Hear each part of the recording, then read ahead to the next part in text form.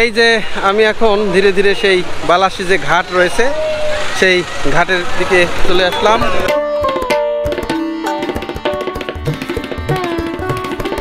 দেখেন সারি সারি নৌকা রাখা হয়েছে, এই নৌকাগুলোতে সবাই ঘুরতে যায়।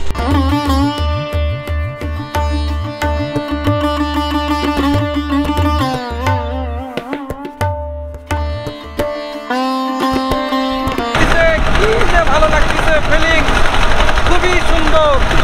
এই যে বাতাস, এই যে দেখেন পশ্চিম আকাশে সূর্য চলে গেছে।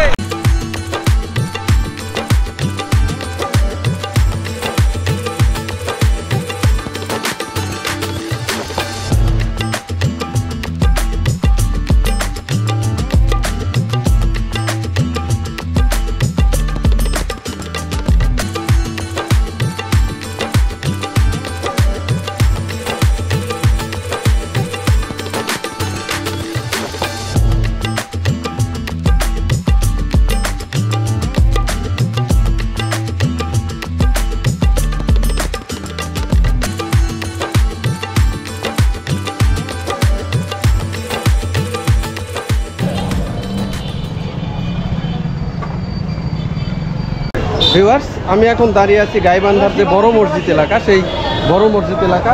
তো এখান থেকে আমরা একটা অটোতে করে সেই বালাসী ঘাটে যাবো। এখান থেকে বালাসী ঘাট কয় কিলো হয়? 7 কিলো। ভাড়া কত করে নিচ্ছেন আপনারা? 20 টাকা। তো এখানে মানে বাংলাদেশের যে কোনো জায়গা থেকে আপনারা গাইবান্ধা শহরে আসবেন। গাইবান্ধা শহর থেকে বড় মসজিদ যে জায়গাটা আছে সেই জায়গাতে আসলেই আপনারা অটোওয়ালারা আপনাদেরকে ডেকে নিয়ে যাবে যে বালাসী ঘাট করে নিয়ে যাবে। আর জনপ্রতি ভাড়া পড়বে মাত্র 20 টাকা করে। এখান থেকে মনে হয় 7 থেকে 8 কিলো হয় বালাসী ঘাট। আপনারা যে কেউ আসলে এখান থেকে ঘুরে যেতে পারবেন। এখান থেকে লাস্ট স্টপেজ যেটা সেটা বালাসী ঘাট পর্যন্ত। এখানে আসলেই দেখবেন যে বিভিন্ন অটোওয়ালা আপনাদের ডাকতেছে যে বালাসী ঘাট করে। এখান থেকে মাত্র 7 থেকে 8 কিলো হয়, সময়ও খুব কম লাগে। কতক্ষণ লাগে মোটামুটি? আধা ঘন্টার মতো হলেই আপনারা এখান থেকে যেতে পারবেন। হ্যাঁ, বালাসী যে ঘাট রয়েছে ওটা হচ্ছে যে কি নদী? ওটা যমুনা নদী। এখান থেকে এই বালাসী ঘাট পার হয়ে কোথাও যাওয়ার কোনো জায়গা আছে মানে? নদীপথে দেওয়ানগঞ্জ। ওটা কার মধ্যে ধরে? ও, জামালপুরের মধ্যে চলে গেল। এই দিক দিয়ে তো কাছে হয় মনে হয় জামালপুর। এদিক দিয়ে তো কাছে, একবারে কাছে, খুবই কাছে, একদম কাছে। আরে বাপ, এদিক দিয়ে নৌকা দিয়া বহুত লোক যাতায়াত করে। আচ্ছা আচ্ছা, বুঝতে পারছি। বাসের থেকে এদিক দিয়ে লোক যাতায়াত করে বেশি, কাছে হয়। এদিক দিয়ে লোকজন যাওয়া আসা বেশি হয়। এই যে আমি এখন ধীরে ধীরে সেই বালাসী যে ঘাট রয়েছে সেই ঘাটের দিকে চলে আসলাম। এই যে এখান থেকেই আপনি দেখতে পাবেন, দেখেন চারপাশে নৌকা।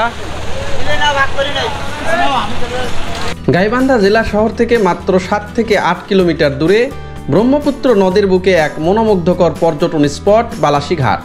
একসময় যেখানে ছিল রেল ফেরির ব্যস্ততম যাতায়াত কেন্দ্র, আজ সেটি রূপ নিয়েছে ভ্রমণ পিপাসু মানুষের প্রিয় গন্তব্যে। বিকেলবেলা নদীর কুল ঘেঁষা বাঁধে বসে উত্তাল ঢেউয়ের শব্দ শোনা, নৌকায় ভেসে চলা কিংবা সোনালি সূর্যাস্তের মায়াময় দৃশ্য উপভোগ, সব কিছু এখানে এনে দেয় ভিন্ন রকম শান্তি আর আনন্দ। সপরিবারে বা বন্ধুদের সঙ্গে বিকেলবেলার আড্ডা হোক কিংবা নৌকা ভ্রমণের রোমাঞ্চ, বালাসী ঘাট সব ক্ষেত্রেই অন্যরকম আনন্দ দিয়ে থাকে। বিশেষ দিনগুলোতে রঙিন মানুষের ভিড়ে জমে ওঠে উৎসবের আমেজ। ইতিহাস, প্রকৃতি আর বিনোদনের এক অপূর্ব সমন্বয় এই বালাসী ঘাটই এখন গাইবান্ধার সবচেয়ে আকর্ষণীয় ভ্রমণ কেন্দ্র।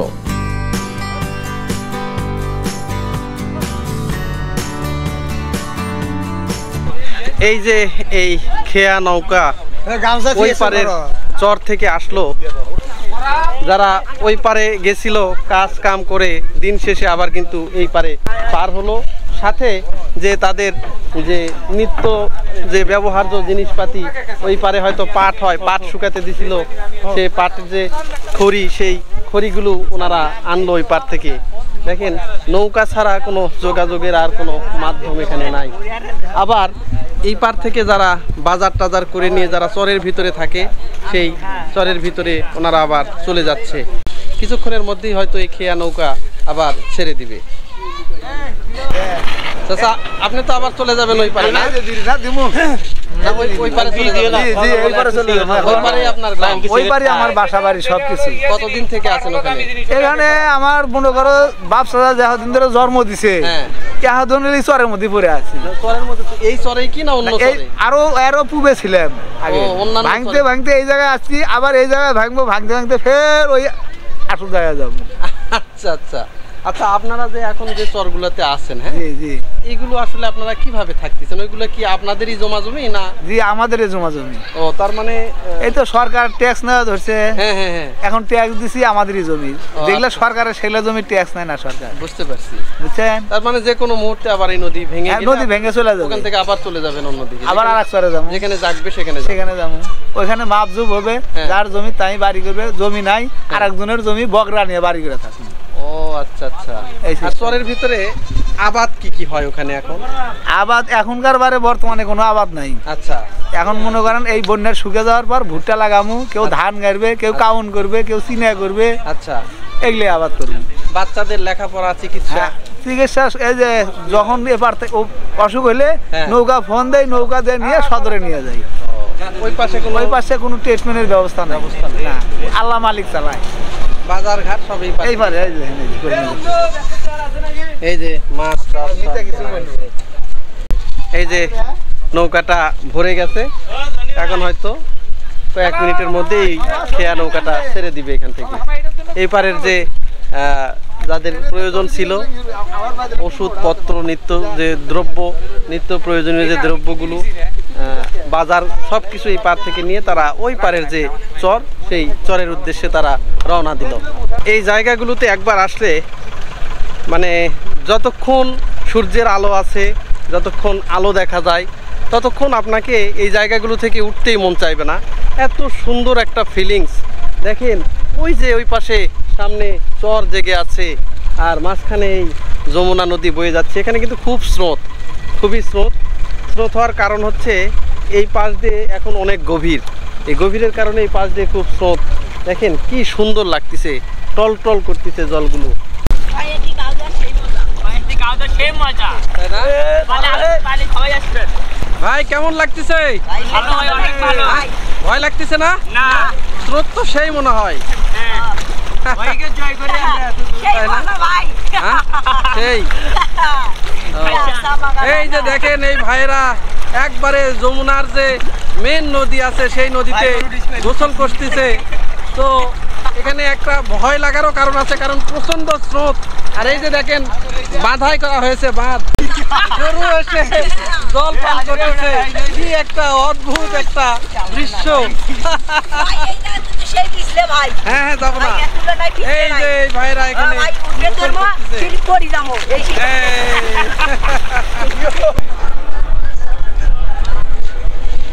ও ভাই কই দেয় ভাইরা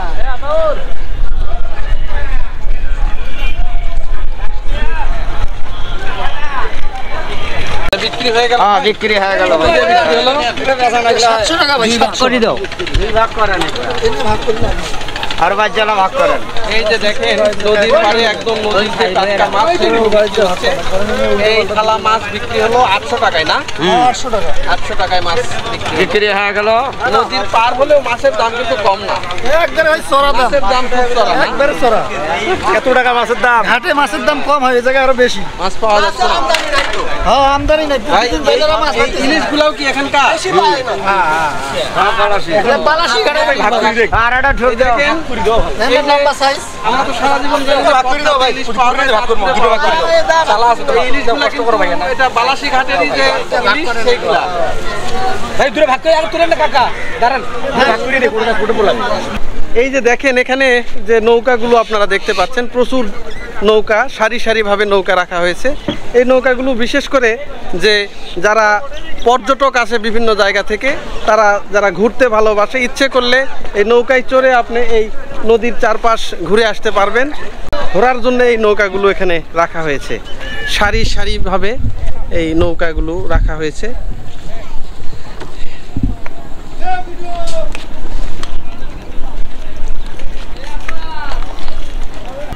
ভাই পিকনিকের নৌকা নাকি? পিকনিকের ও এই যে দেখেন এখানে একটা পিকনিকের নৌকাও দেখা যাচ্ছে, ভিতরে বিভিন্ন ধরনের বাদ্যি বাজনাও রাখা হয়েছে। তারা নদীর বুকে ভেসে বেড়াবে আর এনজয় করবে, খুবই ভালো লাগতেছে।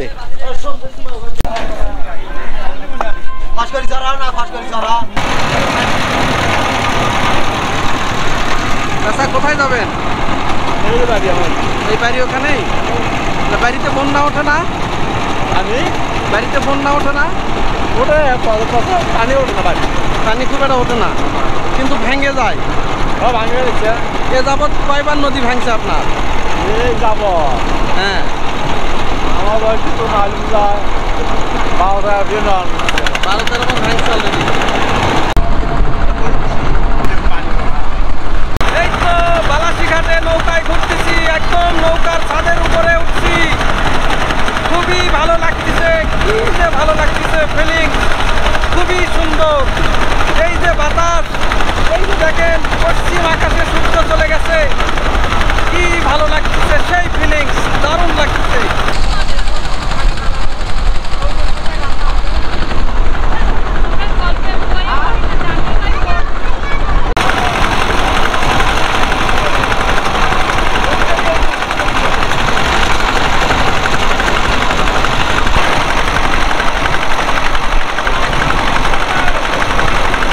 বালাসীঘাটে এসে সেই যমুনা নদীর উপরে আমরা নৌকায় করে ঘুরে বেড়াচ্ছি, ছাদের উপর উঠছি নৌকা। এর আগে কখনোই নৌকার ছাদের উপরে আমার ওঠা হয়নি, যদিও বা হালকা একটু ভয় লাগতেছে, কিন্তু যে প্রাকৃতিক যে সিনারি এবং প্রকৃতির যে নির্মল বাতাস, এটা দিয়ে কিন্তু আমার খুবই ভালো লাগতেছে। যে এই নৌকার ছাদের উপরে উঠছি, এটা আমি সব কিছু ভুলে গেছি, যে এই সামান্য সাহসটুকু তো নিতেই হবে। ওই যে সামনের যে চরটা রয়েছে, ওই সামনের যে চর, ওখানে আমরা যাব এবং 15 থেকে 20 মিনিট ওখানে ঘুরে বেড়াবো। তারপর আবার এই নৌকাতে ব্যাক করে আবার সেই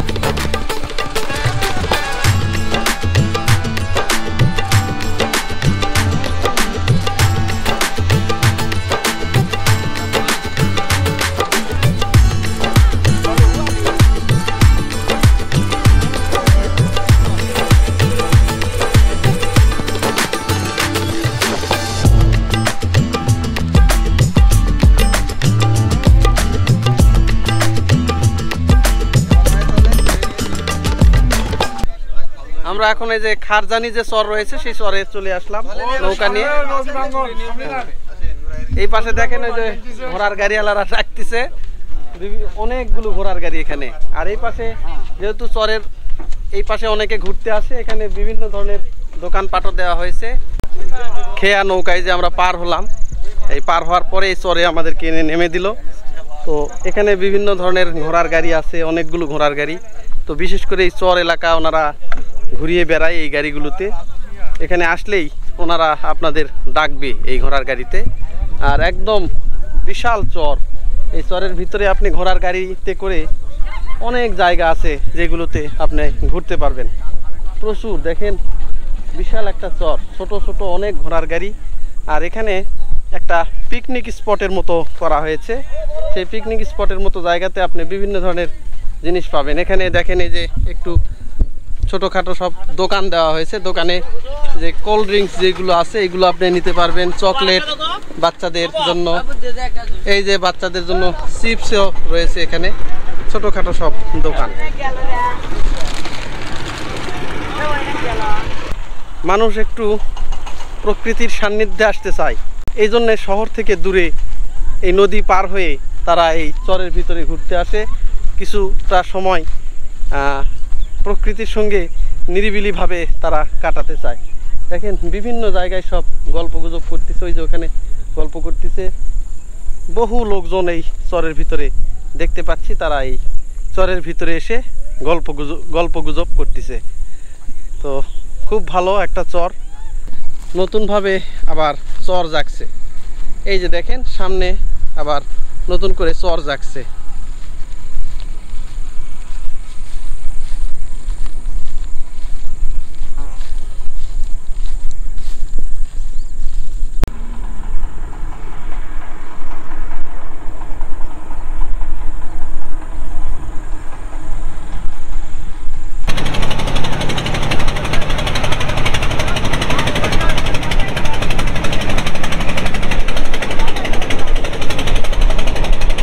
এই পাশ দিয়ে কিন্তু নদী আবার ভাঙতেছে। কখন কোন পাশ দিয়ে নদী ভাঙবে এটা কিন্তু বলা মুশকিল। এই বালিগুলো কিন্তু একদম হালকা, কারণ নদীর যখন ঢেউ লাগে, স্রোত যখন লাগে, এগুলো আস্তে আস্তে ভেঙে যায়। একদমই দেখেন ভাঙা করার খেলা।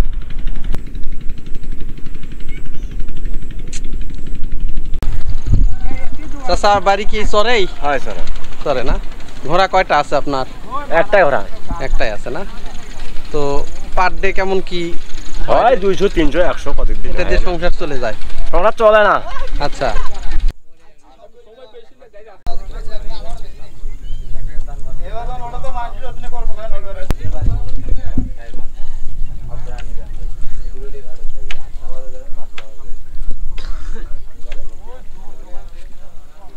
চরে কিছু দূর গেলে আবার সেই চরের ভিতরে একটা গ্রামও আপনারা দেখতে পাবেন। ওই যে ওই পাশে দেখা যাচ্ছে। এই চরগুলো যে কোনো মুহূর্তে ভেঙে যেতে পারে। তো চর হচ্ছে নদীর ভাঙা গড়ার খেলা। তারপরেও মানুষ এখানে বসবাস করে, মানুষ এখানে থাকে। হয়তো এই চর আজকে এখানে আছে, আবার হয়তো 2 বছর 5 বছর পরে নাও থাকতে পারে, চরটা ভেঙে যেতে পারে। আজকের মতো গাইবান্ধার বালাসীঘাট ভ্রমণ এখানেই শেষ করছি। যদি ভিডিওটি ভালো লাগে তবে অবশ্যই চ্যানেলটি সাবস্ক্রাইব করবেন, লাইক ও শেয়ার করে পাশে থাকবেন। আপনাদের ভালোবাসায় আমার নতুন ভ্রমণ কাহিনী তুলে ধরার অনুপ্রেরণা। সবাই ভালো থাকবেন। আবার দেখা হবে নতুন কোনো ভ্রমণের গল্প নিয়ে। ধন্যবাদ।